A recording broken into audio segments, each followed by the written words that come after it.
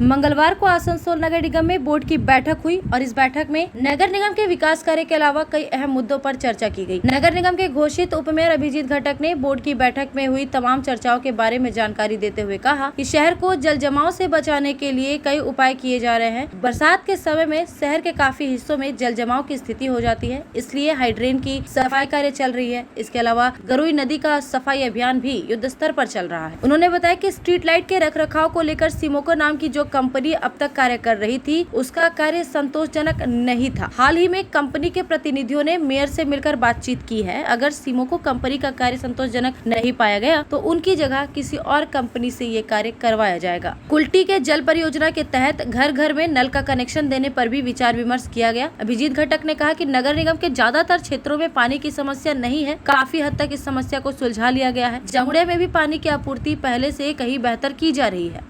আমাদের যারা যে প্রস্তাবগুলো ছিল সেগুলো পাস হয়েছে, যেখানে আমরা ডেভেলপমেন্টের উপর জোর দেওয়া হয়েছে।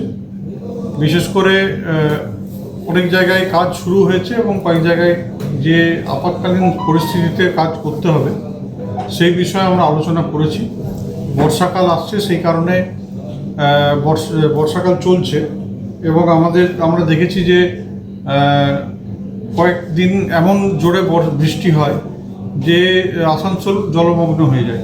তাই আমরা আগের থেকে প্রস্তুতি নিচ্ছি যাতে এই ধরনের কোনো ঘটনা না ঘটে। আমাদের অলরেডি হাইড্রেনগুলো এবং গাড়ুই নদী যে পরিষ্কার করা সেই সব কাজ করেছি আমরা, এবং আমরা দেখেছি যে বিগত কয়েকদিনে যে বৃষ্টি হয়েছে খুব দ্রুততার সঙ্গে জল নিকাশি হয়ে গেছে। আর এর সাথে সাথে আমরা প্রত্যেকটা ওয়ার্ডে পিচের রাস্তা যেখানে আছে এবং কিছু ঢালাই রাস্তা, কিছু নালির কাজ আমরা করছি। এবং স্ট্রিট লাইটের বিষয়ে আমরা আলোচনা করেছি এবং আমরা যে সংস্থা কাজ করছিল সিমোকো, সেই সংস্থা মাঝে সঠিকভাবে কাজ করছিল না, তাই তাদেরকে আমরা ডেকে পাঠিয়েছিলাম এবং তারা আমাদের মেয়র সাহেবের সাথে একটা আলোচনা করে গেছেন। আমরা দেখছি যে আগামী দিনে যদি তারা ঠিকভাবে কাজ করে তাহলে হয়তো আমরা তাদেরকে দিয়ে করাবো, বা যদি ঠিক কাজ না করতে পারে তাহলে হয়তো তাদেরকে पार्टे दिए उन कोनो संस्था के दिए हमरा काज कराओ। पार्किंग और होर्डिंग के टेंडर को लेकर भी बैठक में चर्चा की गई। इस पर विधान उपाध्याय ने कहा कि पार्किंग और होर्डिंग दोनों का टेंडर हो चुका है। पार्किंग को लेकर उन्होंने यह भी कहा कि पिछले 1 साल से आसनसोल नगर निगम को पार्किंग के एवज में कोई पैसा नहीं मिला है। पार्किंग चलाने वालों को नगर निगम को 1 साल का बकाया दे देना होगा, तभी टेंडर में वे भाग ले सकते हैं, क्योंकि इस बार पार्किंग के टेंडर की नीति बदल दी गई है। रानीगंज से लेकर बड़ाकर तक जितने भी पार्किंग के टेंडर होंगे, जो व्यक्ति टेंडर को लेगा उसे वर्क ऑर्डर देने के दिन पूरे 1 साल की राशि जमा करवानी होगी। বিগত কয়েক বছর থেকে কর্পোরেশন টাকা পায়নি। এটাই নতুন এই যে এইটা বোর্ডটা হয়েছে, বোর্ড হওয়ার পর কিন্তু আমরা এটাকে টেন্ডার করে দিয়েছি এবং যারা মানে আইনত বেআইনিভাবে চালাচ্ছে তাদেরকে লেটার দেওয়া হয়েছে কর্পোরেশন থেকে যে টাকাটা যার ডিউ পেমেন্ট আছে ডিউ পেমেন্ট জমা দিক, এবং তারা যদি জমা না দেয় তারা কিন্তু টেন্ডারে পার্টিসিপেট করতে পারবে না। এবারে সিস্টেমটাকেও চেঞ্জ করা হচ্ছে যে টেন্ডার পাবে ওয়ার্ক অর্ডার দেওয়ার টাইমে তখন ফুল পেমেন্ট পুরো বছরের জন্য 1 বছরের জন্য দেওয়া আছে, 1 বছরের টাকাটা একবারে দিয়ে তারপর ওয়ার্ক অর্ডার নিয়ে যাবে। अब बात करते हैं ब्लू चिप प्राइवेट लिमिटेड और आसनसोल नगर निगम के बीच हुए समझौते की, जिसके कारण आसनसोल नगर निगम के राजनीतिक गलियारों में घमासान मचा हुआ है। इस मुद्दे पर भी आज की बैठक में चर्चा हुई और मेयर विधान उपाध्याय ने कहा कि बैठक में फैसला लिया गया है कि इमारत के निर्माण कार्य की जिम्मेदारी ब्लू चिप कंपनी को ही दी जाएगी, अन्य दूसरी कंपनी की इसमें कोई भूमिका नहीं होगी। বিরোধীরা ঠিকমতো জানতো না কেসটা, এই কেসটা কিন্তু আগেকার গতবার জাস্ট বোর্ড মিটিং এটা নিয়ে আলোচনা হলো। গতবার যিনি আমাদের মাননীয় মেয়র ছিলেন ওনার টাইমে উনি এটাকে কী করেছিলেন, প্রসেস করে দিয়েছিলেন। তো তারপরে এটাতে কেস পেশ হয়েছিল, কেস পেশ হয়ে যাওয়ার পর আমাদের এখানে বসার পর ওরা কেস উইথড্র করেছে। উইথড্র করার পর কাজটা চালু করার জন্য আমাদেরকে দিয়েছে, তো আমরা সেটাই বোর্ড মিটিংই করেছি। না ওরা তো নিজে লেটার দিয়েছে আমাদেরকে কর্পোরেশনকে যে আমরা কেসটা করে পরে আমরা নিজেরাই কাজটা চালু করতে চাইছি। তো আমাদের কাছেই চেয়েছে। আপনারা আমরা নিজেরা বোর্ডে আজকে তোলার পর আমরা বসে আমরা সেটাই করবো, যেটা বোর্ড মিটিং হলো পাস সেটাই হবে।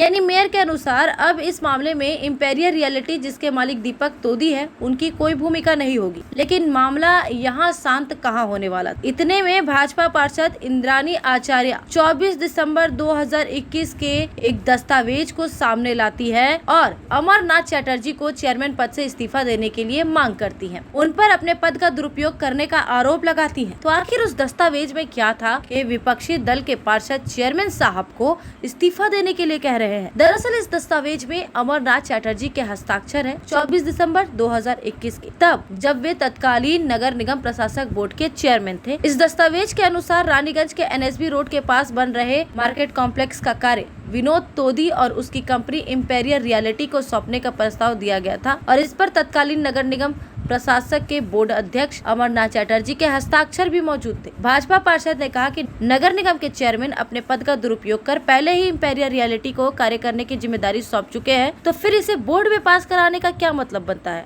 निगम आयुक्त इसकी जाँच करे और नगर निगम चेयरमैन जल्द से जल्द अपना इस्तीफा दे दे। उन्हें अपने स्वार्थ के लिए जो कार्य करना है वे कुर्सी से उतर कर करें, आसनसोल की जनता को नुकसान ना पहुँचाए। গত মাসে যখন আমাদের বোর্ড মিটিং হয় তখন সেখানে রেজলিউশন নেওয়া হয় যে আমাদের আসানসোল মিউনিসিপ্যাল কর্পোরেশনের আন্ডারে যে রানীগঞ্জ মিউনিসিপ্যালিটি আছে, তো তার যে একটা মার্কেট আছে সেই মার্কেটটা ব্লু চিপ কোম্পানিকে তুলে দেওয়া হবে। কিন্তু আমাদের যিনি নেত্রী মিসেস চৈতালি তিওয়ারি অলরেডি আমাদের কাছে এমন কিছু ডকুমেন্টস আছে যেটার উপর আমরা ভিত্তি করে জানতে পারি যে অলরেডি 2021 সালে অমরনাথ চট্টোপাধ্যায় ওই মার্কেটটি অলরেডি ব্লু চিপ কোম্পানিকে আগেই তার হাতে তুলে দেওয়া হয়। তাহলে এখন কিভাবে সেটাকে আবার দ্বিতীয়বার ওই একই জিনিস রেজলিউশনে আনা হয় এবং কিভাবে সেটাকে পাস করা হয়, এটাই আমাদের প্রশ্ন। এবং যদি এইভাবে উনি ওনার চেয়ারটার অপমান করেন তাহলে উনি কি করে ওনার এই চেয়ারটা দখল করে আছেন বুঝতে পারছি না। আমরা খুব তাড়াতাড়ি তার পদত্যাগ দাবি করছি এবং আমাদের যিনি কমিশনার সাহেব আছেন তাকেও অনুরোধ করছি যাতে এর এগেंस्ट ইনভেস্টিগেशन করা হয়। इस पर आसनसोल नगर निगम के घोषित उपमेयर वसीम उल हक ने इस मांग पर पलटवार करते हुए कहा कि भाजपा पार्षद ब्लू चिप मुद्दे को लेकर स्टडी करे। ये 1996 का मुद्दा है और ये मामला कोर्ट में चल रहा है। उन्होंने कहा कि भाजपा पार्षदों को कुछ जानकारी नहीं है, उनको कुछ भी बोलना है, वे लोग कुछ भी मांग कर सकते हैं, लेकिन कोई भी बात बोलने और मांग करने से पहले सोचना चाहिए कि क्या सही है क्या गलत। बिना कुछ समझे जाने चेयरमैन के इस्तीफा की मांग करने लगे। यहाँ खेला नहीं हो रहा है। ये लोग प्रधानमंत्री के खिलाफ क्यों नहीं मांग कर रहे हैं कि प्रधानमंत्री जो गलत नीति लागू कर रहे हैं वो इस्तीफा दे। আগে ওনাকে বলুন যে ব্লু চিপ মামলাটা পুরোটা স্টাডি করতে। ব্লু চিপ যেটা আছে সেটা রানিগঞ্জ মিউনিসিপ্যালিটির সময় এগ্রিমেন্টটা হয়েছে 1990 সালে। সেই বিল্ডিংটা এমনি অ্যাবান্ডেন্ড হয়ে পড়ে আছে, জঙ্গল হচ্ছে, এবং সেইটা এই আসানসোল কর্পোরেশনের একটা সুলা জায়গা আসার একটা চেষ্টা করছে। তার আগে বোর্ডেও হয়েছিল, তার আগে বোর্ডেও যিনি দায়িত্বে ছিলেন তারাও একটা চেষ্টা করেছিলেন।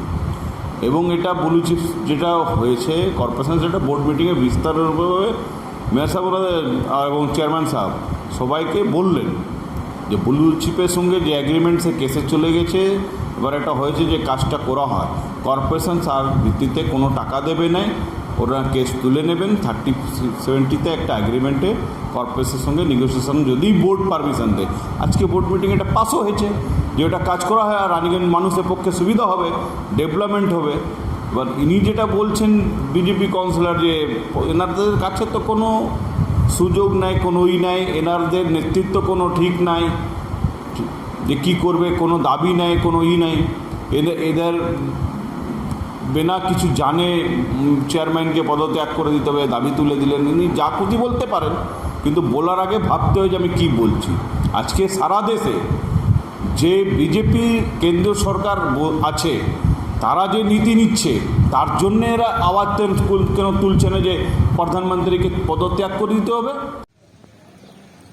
जामुड़िया के कोयला कारोबारी जयंत मंडल के गैरेज से पुलिस ने बरामद किए 2 करोड़ 45 लाख रुपए। जयंत मंडल के गैरेज से इतनी बड़ी रकम बरामद करने से इलाके में हड़कंप मच गया है। वहीं से लेकर तरह तरह की चर्चाएं भी हो रही हैं। सूत्रों के अनुसार जामुड़िया थाना पुलिस बीती रात कोयला कारोबारी जयंत मंडल के घर पर छापेमारी की। छापेमारी के दौरान पुलिस ने उसके गैरेज में रखे वाहन से पैसे से भरे 4 बैग बरामद किए। पुलिस सूत्रों ने बताया कि बरामद की गई राशि 2 करोड़ 45 लाख रुपए की थी। इतनी बड़ी रकम कैसे आई, पुलिस इसकी जांच कर रही है। एक मंदिर की जमीन को धोखे से BLRO ऑफिस में अपने नाम करवा लिया है कुछ भू माफियाओं ने। ये आरोप है आसनसोल दक्षिण थाना क्षेत्र अंतर्गत काली पहाड़ी के ग्रामीणों। उनका कहना है कि हथियारों के बल पर कुछ भू माफिया, जिनमें से एक उनके ही गांव का व्यक्ति है, मंदिर की जमीन को हथियाना चाह रहे हैं। चक्रेश मौजा के दाग नंबर 461 459 जमीन मंदिर की जमीन है, लेकिन कुछ भू माफिया BLRO कार्यालय में इस जमीन को गलत तरीके से अपने नाम करवा लिए हैं। ये लोग इस जमीन को हड़पना चाहते हैं और इसके लिए उस जमीन पर 4 दीवारी देने का कार्य करवा रहे थे। 4 दीवारी का कार्य करवा रहे वहाँ मौजूद कुछ युवकों के हाथों में हथियार थे, जिनमें से एक युवक विवेक बावरी उनके ही क्षेत्र का निवासी था और उसके साथ भूमाफिया शंभू सिंह एवं अन्य 3-4 युवक भी खड़े थे। ग्रामीणों ने बताया कि उन्होंने मंदिर की जमीन पर अवैध तरीके से 4 दीवारी के निर्माण कार्य को रोकने की बात कही तो उन लोगों ने हथियार का भय दिखाया। यहाँ तक कि विवेक बावरी ने उन्हें डराने के लिए फायरिंग भी की। এখানে জমি সম্বন্ধে এটা দেবত্ব সম্পত্তি। আমাদের চক্কেসময় মৌজা কিছু দাগ নম্বর আছে 461, 857, 58, 459, এগুলো দাগ নম্বরগুলো দেবত্ব সম্পত্তি। কিন্তু কিছু জমি মাফিয়া আছে টাকা দিয়ে BLROতে নিজের নামে চাপিয়ে এখন বলছে আমাদের জায়গা। তো সেই হিসাবে পাড়ার লোক আমরা সবাই জানি যে এটা দেবত্ব সম্পত্তি। সেই কারণে আমরা গ্রামের লোক সবাই আটকাতে আসি। সেখানে কিন্তু মেয়ে ছেলেরা আটকাতে যায়। প্রথমে কিন্তু মেয়ে ছেলেদেরকে বিবেক বাউরি বলে একটা আমাদের পাড়ার ছেলে আছে, ও ফায়ারিং শুরু করে, গুলি করে। সেখানে আমাদের কিছু ছেলে ভিডিও করে, প্রমাণ আছে আমাদের কাছে। এখন আমরা চাই যে জমি মাফিয়া শম্ভু সিং গুন্ডা এনেছিল, বিবেক বাউরির সঙ্গে আরও 10-12 জন ছিল, সব বোম পিস্তল নিয়েছিল, কিন্তু বিবেক বাউরিও ফায়ারিং করেছে। यार एक बात पूछूं? हाँ बोलो, इसमें पूछने वाली क्या बात है? तुम्हारे घर के फर्नीचर बहुत आकर्षक लगता है बहुत महंगा है। अरे नहीं, उतने महंगे नहीं, रीजनेबल रेट पर ही लिए हैं। अच्छा, आओ मैं तुम्हें अपना दीवान सेट दिखाती हूँ। डिजाइन तो बहुत एट्रैक्टिव है, लगता है क्वालिटी में दम नहीं होगा। कौन कहता है? ये फर्नीचर वर्ल्ड क्लास है, प्योर सागवान के, क्वालिटीदार और टिकाऊ भी। क्या सच में? हाँ, तुम्हें भी फर्नीचर लेना हो तो फर्नीचर वर्ल्ड एक बार जरूर जाना। वहाँ फर्नीचर के एक से बढ़कर एक कलेक्शन, वो भी तुम्हारे बजट में। साथ ही वहाँ फाइनेंस फैसिलिटी भी उपलब्ध है। सच में? तब आज ही अपना हबी को कहूँगी फर्नीचर वर्ल्ड चढ़े। फर्नीचर लवर्स की पहली पसंद, GT रोड, शनि मंदिर के सामने, नूरुद्दीन रोड, आसनसोल। अगर आप एक जैसा खाना खाकर बोर हो चुके हो और आपको वैरायटी ऑफ फूड चाहिए तो फिर आज ही आए दी पेपरी। यहाँ आपको इंडियन, चाइनीज में हर तरह के डिशेस का टेस्ट मिलेगा। If you are a foodie and want to spend some time with your friends and family, then welcome to the Pepri. You can also order from Zomato and Swiggy at home. The Pepri, ground floor of Central Mall, opposite Big Bazaar, Asansol.